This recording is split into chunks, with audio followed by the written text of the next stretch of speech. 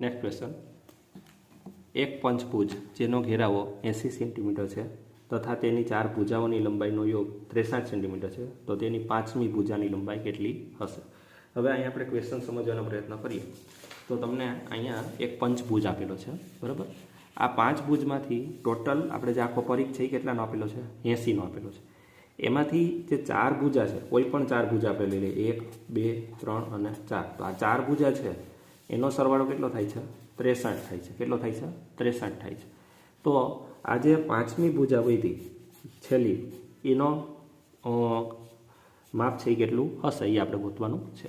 તો આપણે અહીં શું કરશું ભાઈ? તો કે 80માંથી 63 બાદ કરી નાખે, કારણ કે 80 છે એ 5 બાજુનું માપ છે અને 63 છે એ 4 બાજુનું માપ છે. તો 5 બાજુમાંથી 4 બાજુનું માપ આપણે બાદ કરી નાખીએ તો આપણને 1 બાજુનું માપ મળી જાય. સિમ્પલ છે. તો અહીંયા આપણે શું કર્યું ભાઈ? તો કે 5મી ભુજાની લંબાઈ ગોતવા માટે આપણે 80માંથી 63 બાદ કરી નાખ્યા. તો 80માંથી આપણે 63 બાદ કરીએ તો આપણને કેટલા મળે છે? તો કે 17 મળે છે. ઇટ મીન્સ કે આ જે 5મી ભુજા છે એની લેન્થ છે એ કેટલી છે? 17 સેન્ટીમીટર હશે. કેટલી છે? 17 સેન્ટીમીટર હશે. સિમ્પલ. નેક્સ્ટ,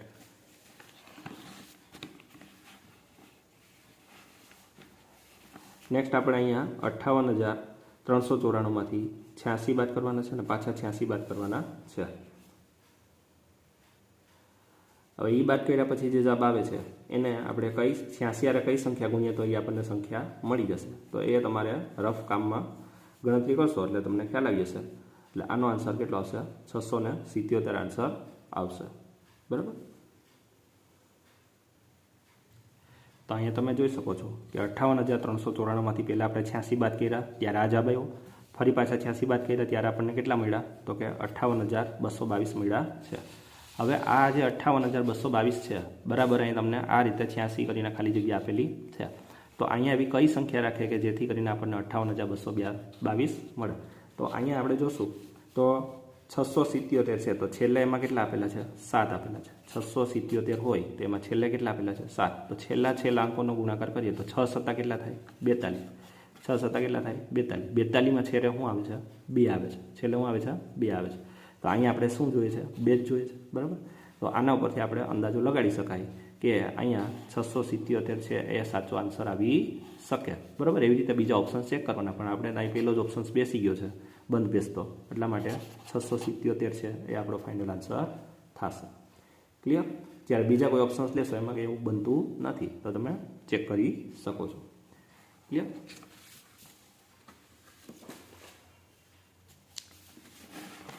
નેક્સ્ટ ક્વેશ્ચન, એક રેલગાડી દિલ્હીથી જયપુર માટે પ્રાતઃ 10:45 પર રવાના થાય છે તથા જયપુર સાંજે 3:30 વાગે પહોંચે છે, તો યાત્રાનો સમય કેટલો થશે?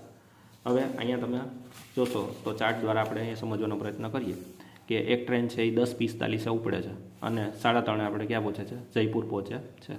તો 10:45થી 15 મિનિટ નાખો એટલે 11 વાગી ગયા, 12 વાગ્યા, 1 વાગ્યા, 2 વાગ્યા, 3 વાગ્યા. 3 વાગ્યા પછી 30 મિનિટ પાછું લે છે. તો અહીંયા દિલ્હીથી જયપુર જવા માટેના ટોટલ કેટલો ટાઈમ લાગ્યો? તો પહેલાં તો કલાક ગણી લઈએ. 1 કલાક, 2 કલાક, 3 કલાક, 4 કલાક, એટલે 4 કલાક થઈ ગઈ. મિનિટ ગણી લઈએ. અહીંયા કેટલી મિનિટ એક્સ્ટ્રા લાગેલી છે? 30. અહીંયા કેટલી મિનિટ લાગેલી છે? 15. તો 30 ને 15 કેટલા થશે? 45 મિનિટ.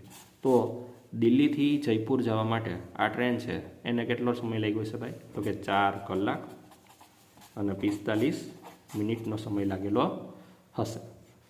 સિમ્પલ. નેક્સ્ટ ક્વેશ્ચન, એક બોક્સમાં 500 ઈંડા હતા, તેમાંથી 3/25 ભાગના ઈંડા તૂટેલા નીકળ્યા તથા કુલ ઈંડાઓના 1/5 ભાગ મહેમાનો માટે લીધો, તો શેષ વધેલા ઈંડાઓની સંખ્યા કેટલી હશે? હવે આ પણ ક્વેશ્ચન આપણે અહીંયા ચાર્ટ દ્વારા સમજવાનો પ્રયત્ન કરીએ. ટોટલ કેટલા ઈંડા હતા? 500 ઈંડા હતા. એમાંથી 3/25 ભાગ લઈએ તો 3/25 ભાગ 500નો કરીએ તો 60 ઈંડા છે એ તો કેવા થઈ ગયા? તૂટેલા નીકળ્યા. પછી આગળ આપણને એ કીધું કે કુલ ઈંડાના 1/5 ભાગ છે એ મહેમાનો માટે રાખે. બરાબર? તો 500ના 5 ભાગ પાડો એટલે કેટલા વધે? 100. બરાબર? હવે એને શું કીધું? તો કે બાકી હવે કેટલા ઈંડા વધ્યા? 60 તૂટી ગયા, 100 મહેમાન માટે રાખ્યા, તો હવે કેટલા વધ્યા છે? તો કુલ કેટલા હતા આપણી પાસે? 500 ઈંડા હતા. 500માંથી આપણે 60 અને 100 એટલે કે 160 ઈંડાને આપણે બાદ કરી નાખવાના છે. બરાબર? તો ટોટલ 500 જે ઈંડા હતા, ટોટલ 500 ઈંડા હતા, આમાંથી 160 ઈંડા આપણે બાદ કરી નાખીએ તો બાકી આપણને કેટલા ઈંડા મળશે તો કે બાકી છે એ આપણને 340 ઈંડા બાકી રહ્યા હશે. સિમ્પલ ક્વેશ્ચન છે, બરાબર. તો આ રીતને આપણે અહીં ગણતરી કરવાની છે.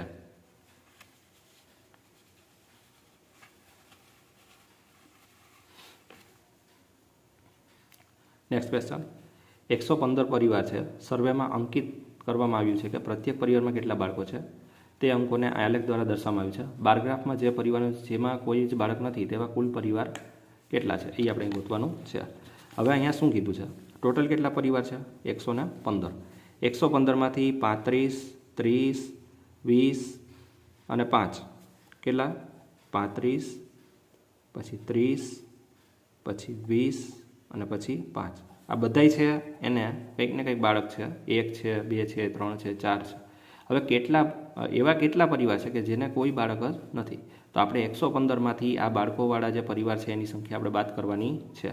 તો 115માંથી આટલા આપણે સરવાળો બાદ કરી નાખશું એટલે ફાઇનલ આન્સર આપણને કેટલો મળશે 85 મળશે. 25 મળશે. કેટલો મળશે ભાઈ 25 મળશે, બરાબર. તો આનો જે ફાઇનલ આન્સર આવશે એ કેટલો આવશે 25 આવશે. નેક્સ્ટ ક્વેશ્ચન, એક લંબચોરસના બધા જ અંતઃકોણનું યોગફળ ખાલી જગ્યા બને છે. તો આપણને ખ્યાલ છે કે ભાઈ એક લંબચોરસ હોય એના બધા જ અંદરના આપણે ખૂણાનો સરવાળો કરીએ તો બધા ખૂણા કેટલાના હોય 90-90ના ખૂણા હોય, બરાબર. તો બધા જ આપણે ખૂણાઓનો સરવાળો કરીએ તો આપણને કેટલો પ્રાપ્ત થાય 360 થાય, બરાબર. આ તો આપણને ખ્યાલ જ છે, બરાબર. પછી નેક્સ્ટ ક્વેશ્ચન કીધો છે કે એક પૂર્ણ કોણ બરાબર ખાલી જગ્યા થાય. તો એક પૂર્ણ કોણ એટલે કે એક આખો આપણે સર્કલ ફરવું હોય તો આપણે કેટલા કાટખૂણા જોઈએ 4 કાટખૂણા જોઈએ, બરાબર. તો આનો જવાબ કેટલો આવશે 4 લંબકોણ આવશે. ક્લિયર. તો અહીંયા આપણું ગણિતના પેપરનું સોલ્યુશન આખું કમ્પ્લીટ થાય છે, બરાબર. જો વિડીયો ગમ્યો હોય તો લાઇક, શેર અને સબસ્ક્રાઈબ કરવાનું ભૂલતા નહીં. આવતા લેક્ચરમાં આપણે વિભાગ 3 ભાષા કસોટી આપણે જોવાની છે. Thank you.